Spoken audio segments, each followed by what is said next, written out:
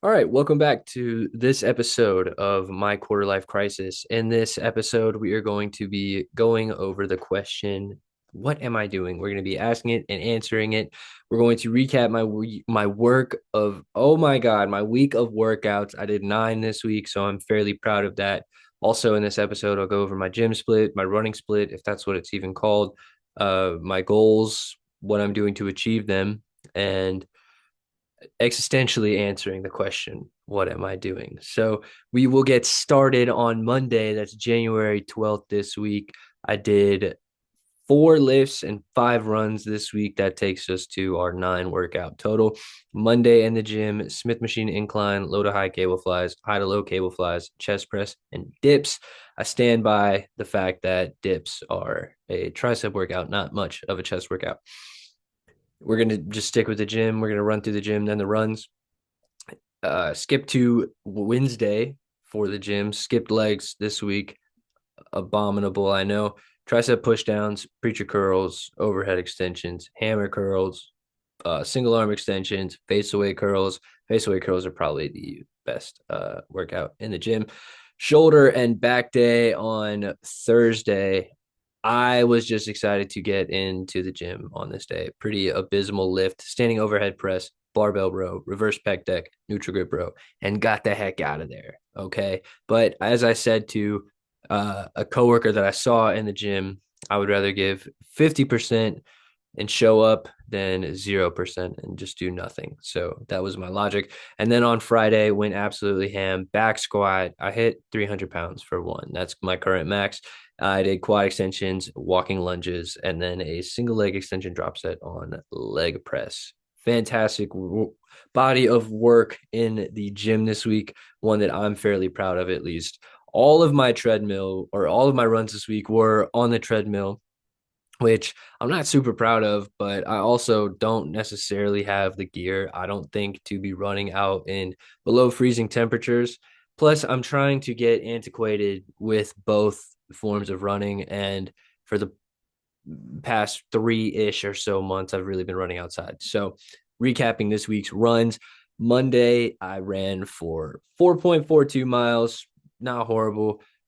Tuesday, 4.71 miles at an 8:28 pace, not bad. On what is that? Thursday, only 2.5 miles. If no, 2.3 miles. I will keep it real. 2.3 miles. Nothing crazy at all. I'll move on to Friday, and we go for 4.5 at an 8:58 pace. Also, nothing crazy. More like blah, blah, blah.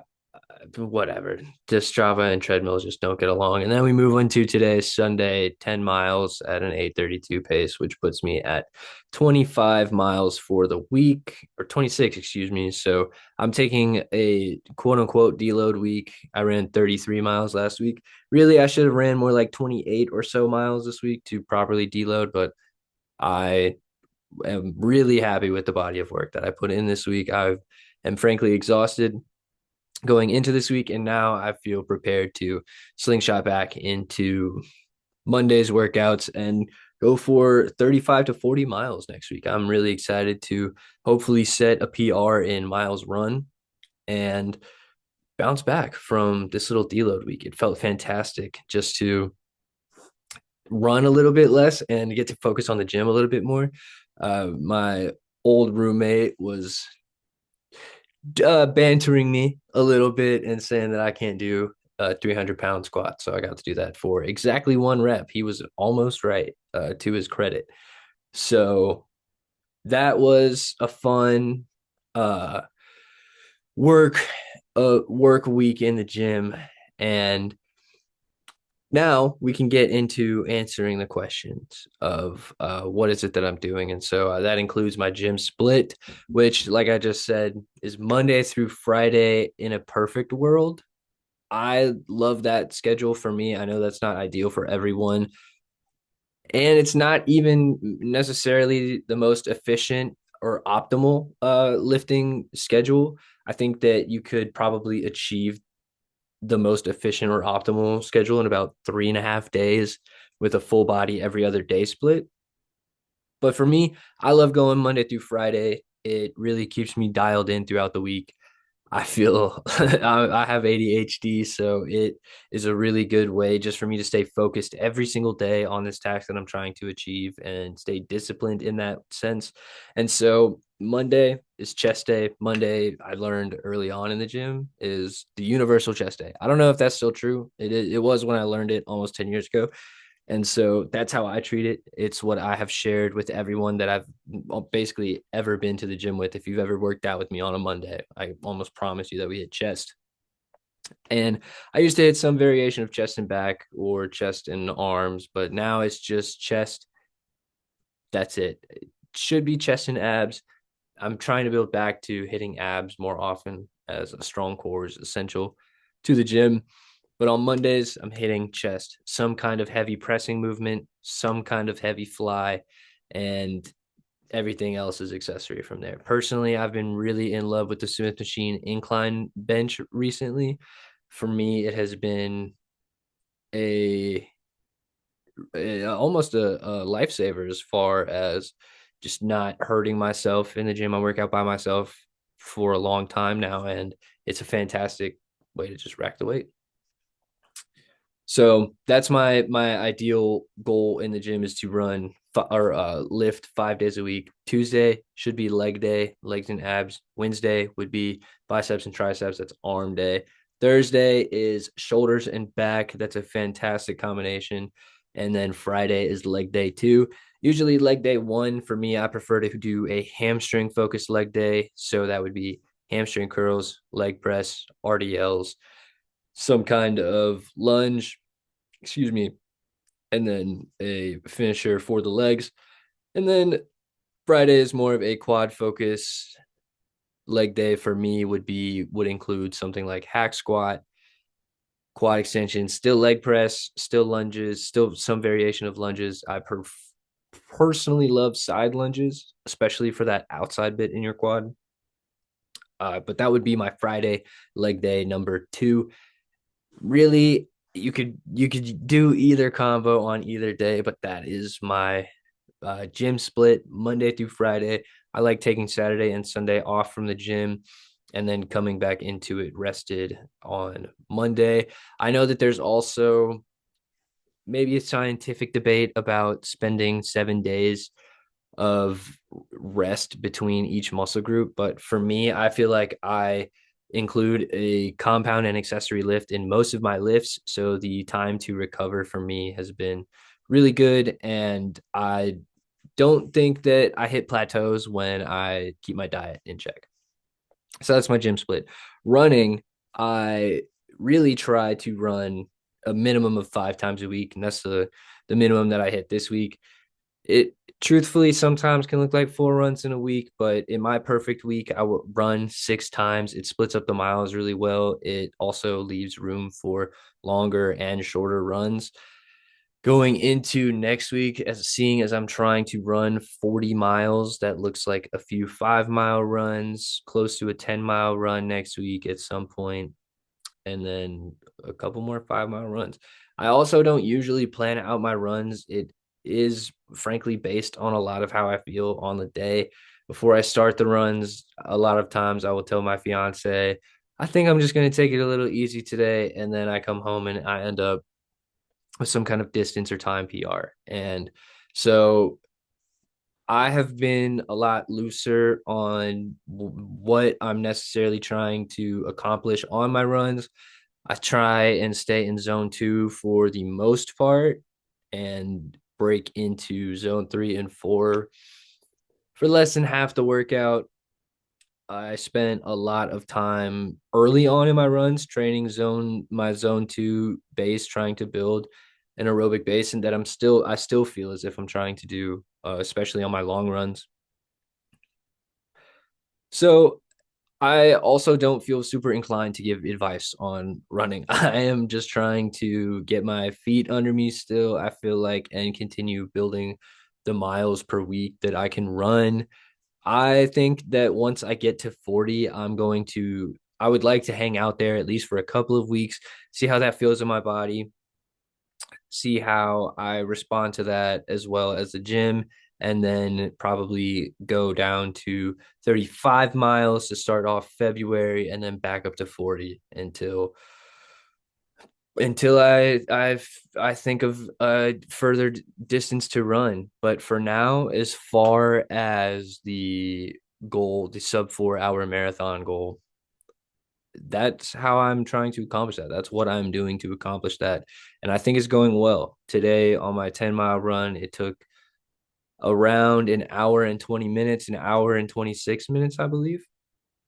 So I'm proud that I finished that in less than an hour and a half. I know that in a 10-mile run at 90 minutes isn't the craziest pace for some people. And I have the furthest I've run to this day is a half marathon at 1:57, an hour and 57 minutes. So I have a sub 2 hour half marathon in the bag. I just need to keep increasing the distances of my runs so that I can be properly prepared for the distance that is a marathon, because it is a distance that I have a lot of respect for. It doesn't seem intimidating. It is really intimidating, but the more that I prepare for it, the more confident that I feel I can achieve that sub 4 hour goal that I've set for myself. And also realizing that there's not a whole lot of room for error with the current times that I have. So I'm looking forward to continuing running uh, longer distances. 10 miles seems like a distance that I'm going to be running a lot more often. And so I look forward to that as well. So that's what I'm doing to achieve my running goals, achieve my bodybuilding goals, to get into the 1,000-pound club. That's what I'm trying to do. I go to the gym 5 days a week, ideally, usually 4 days at a minimum, and I'm running minimum 5 days a week, ideally six. As far as what I'm doing to support myself in that, how I'm even able to accomplish that, it's really the diet. I'm eating so much. I have I'm going to make an episode strictly focused on my diet coming up, because totally honest, spoiler alert, don't have that all figured out. My diet is very up and down. I have tracked my diet before with strict calorie counting. And to be honest, I know that is the step that I need to take to get it dialed in. And so I'm working on taking that step. But if I'm being honest, my main priority before I'm tracking numbers and being sure that I had X amount of carbohydrates, X amount of protein, and X amount of fats is doing the work. I want to make sure that I have these habits down pat automatically. I'm running 6 times a week. Automatically, I'm running 5 times a week. People don't need to ask me if I'm doing that, if I already did it, because my schedule is locked out, is locked in.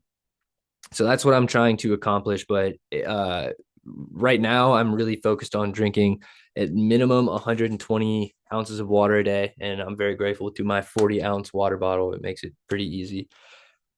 And eating a gram of protein per pound of weight. So I weigh around about 165 to 170 pounds, probably closer to 165 pounds right now. And so I'm trying to get a minimum of 165 grams of protein a day. It sounds like a large and intimidating number, but it's a lot easier than I think people think, especially if your diet is decent. And I think that my fiance and I do have a decent diet, thanks to work that we've put in. And so I feel like the diet episode is coming. I also um, am being going to be intentional on how I talk about that, because I know that especially eating can be a really sensitive topic for a lot of people, especially when it comes to running. So I am not ready to talk about like diet yet on a deep basis, but what I will share is that I'm trying to eat mostly whole foods. I'm trying to eat a gram of protein per pound of body weight, and I want to increase my weight to around 185 pounds for this bodybuilding show. So I'm trying to gain weight. Right now, I'm doing pretty well to do that. I think my physique has improved the more that I've run. And so that's what I'm doing to achieve these goals that I have. Now, existentially, when I think about the question, what is it that I'm doing? It almost lends itself to why I'm doing this. I don't think you can answer what without a little bit of why. And so, what I'm doing in the gym is really, in my opinion, honoring my grandpa and my family. Because my grandpa introduced me to the gym, and he passed away, and that's it is what it is. But I feel like that is a really good way for me to stay connected with him.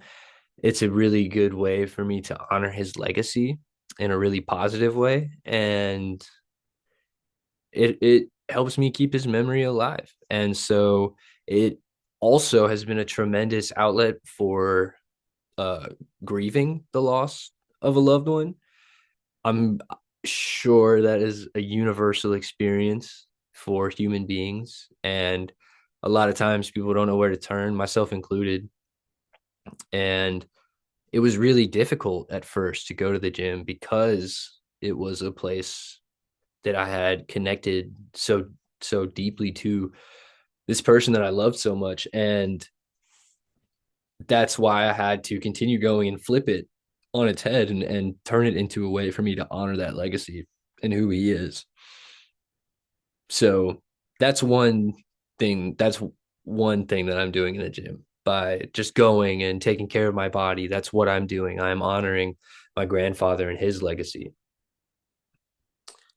Another thing that I'm doing in the gym, what am I doing in the gym is I feel like I'm preparing my the rest of my family for greatness and to pass on fitness and wellness to my children as an essential habit. I think that in a lot of families, health is overlooked, and my fiance and I think deeply about it. It's really important to us because I've seen the effects that being ignorant to your health can have on your body. And when you have a conversation with a loved one and you ask them for Christmas what they want for Christmas, and they share with you that they would just love to walk around, that's what they want, is just to walk around. It makes you think that about how privileged you are just to have a working functioning body. What a treat that is. What a not everyone has that not everyone has. I'm lucky to be able to go to the gym. I'm lucky to be able to run and challenge myself and sweat and work to achieve these goals. I'm fortunate for that. And so that's what I want to pass on to my family. Maybe one day I'll be fortunate, my children may stumble upon this series and think to themselves, man, it was planned the whole time. It's a funny thought. And so that's what I think I'm doing. I think that by setting the groundwork for myself now, while I have the opportunity to be frankly selfish and invest a lot of time into myself, away from my partner, away from my family, away from my friends and my loved one. I'm investing, it doesn't sound like that much when I say it out loud, 8 to 10 hours a week just into my body, into my fitness, into my wellness. But it's a lot more than that at the end of the day. It's a lot more than that. It's a lot of cooking. It's a lot of other little things like laundry and other responsibilities and just habits that I don't it's automatic now. It comes with it's the price you pay. It's the price of admission to frankly look like I do and perform the way that I perform. And so I want to pass that on to my children and maybe my children's children one day. I hope that when I don't plan on stopping anytime soon either. I want to be well into my midlife crisis, that having similar thoughts about how I'm taking care of myself. And maybe I'll be at my 3/4 life crisis talking about the same stuff. That's what I want. That's what I hope for. And so that's what I'm hoping to achieve by doing this. And in that same vein, I hope to inspire others. I hope to inspire the person watching this, if you're watching this, to inspire you to be the best version of yourself by watching me try and pursue, by watching me pursue the best version of myself. I hope that inspires you to find that for you as well. Um, I feel like whenever whenever I'm working really hard, I notice that the other people in my life start working really hard. And I'm not here to call myself the reason why. I'm saying that I think it can have an effect on people. I think it's low key, it's the opposite. It's like, damn, Ethan can do that. Well, obviously, I'm capable of that. And it's true. It's true. It's not like I'm this super talented anything. And that's not, I'm not being self-deprecating. I feel comfortable in that. I feel very secure in that because, and the reason I feel secure in that is because I know that my work ethic will carry me over the line. It will take me to where I want to go. It will take me to where I want to pursue, through the pursuit of my goals. And the way that I'll reach them is through that commitment, that discipline, and that consistency that I talk about in episode 1. And so that's what I'm hoping to achieve from this. And I'll excuse me, I'll end this episode on a quote from Socrates that I heard in college, while in an ethics class. This wasn't the subject of the ethics class, but I learned it in ethics class. And the quote is that what a disgrace it is for a man to grow old without seeing the beauty and strength of which his body is capable. And so I would personally change that to say, to be more inclusive, and to include people that identify as women and anything in between men and women, because this is a space for them too. And I don't know if I would call it a disgrace, but I would call it a shame. I would say that if I think that when I'm on my deathbed reflecting, if I thought to myself, I don't think I got as fit. I don't think that I